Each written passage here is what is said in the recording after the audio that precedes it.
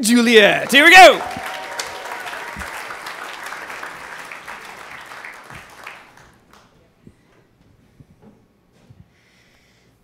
So my story starts about half of my lifetime ago. It's the summer of 1984, and I've just finished my junior year in high school.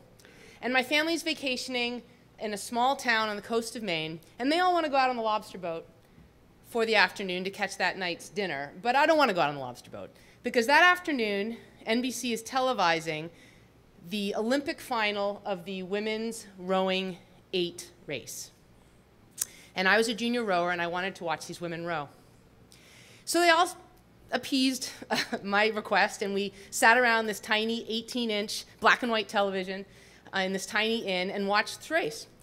And the women won. It was the first gold medal ever for women's rowing for the United States. And my dad quietly put his arm around me and said, "That's going to be you in 4 years." So fast forward almost 4 years. And I'm a junior at Harvard University. I'm rowing, I'm training, I'm working really hard, I'm studying Chinese, I'm holding down a part-time job. And this sounds really hard, but actually, when you wake up in the morning every morning and you have one thing in the world that you want to do more than anything else, and you have the steps laid out in front of you to do that, and all you have to do is execute, it's really easy.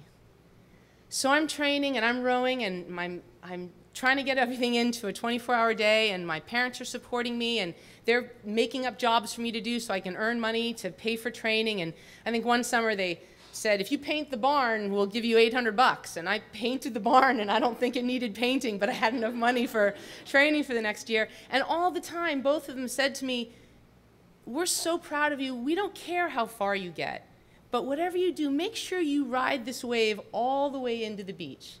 And so at the end of the time, however far you get in this crazy dream of yours, you know that there's nothing else you could have done to get there. And I always remembered that.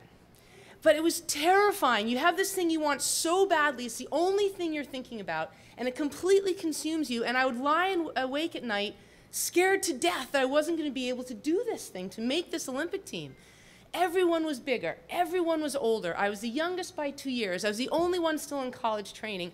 It seemed impossible. So every single night, I would go to sleep thinking about the same thing. I would think about what it would be like to walk into the opening ceremonies in Seoul, South Korea on September 18th, 1988, in front of 100,000 people.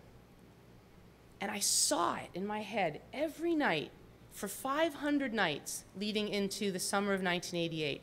And I felt what it was like to be in that hot holding stadium with 10,000 athletes from 200 countries, and I could hear their languages, and I could see their national dress, and I remembered, I could feel what it would feel like to walk into that cold tunnel that leads underneath the stadium, and how the noise would kind of reverberate quietly, and then what it would be like to walk out onto the track in front of 100,000 people.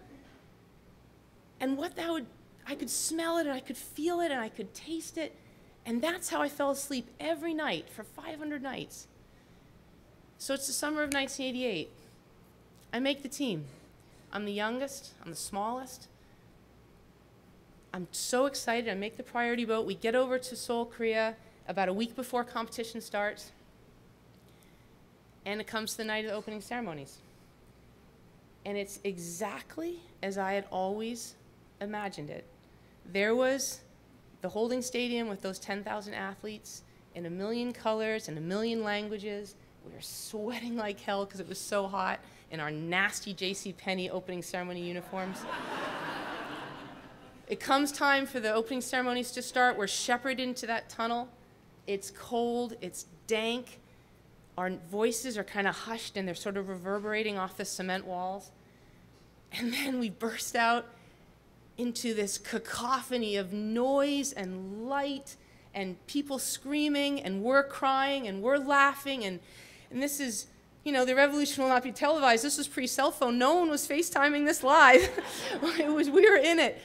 And as we walked around the track, I noticed that the organizing committee had organized the athletes' families according to national teams. So you could see the Italian flags and the French flags and the German flags and the South African, Chinese, all the way around. And 3/4 of the way around the stadium, the greatest flag wavers on earth, the Americans, were there.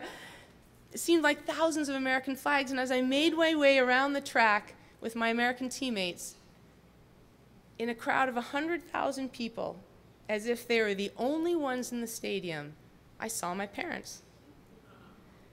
And I watched as my dad grabbed my mom's hand and raised it above their heads.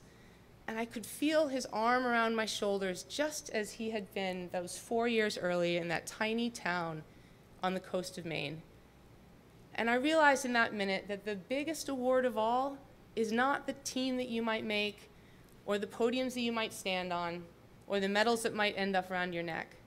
The greatest award of all is understanding and appreciating and recognizing those people who support you unconditionally in achieving your dreams. Thank you.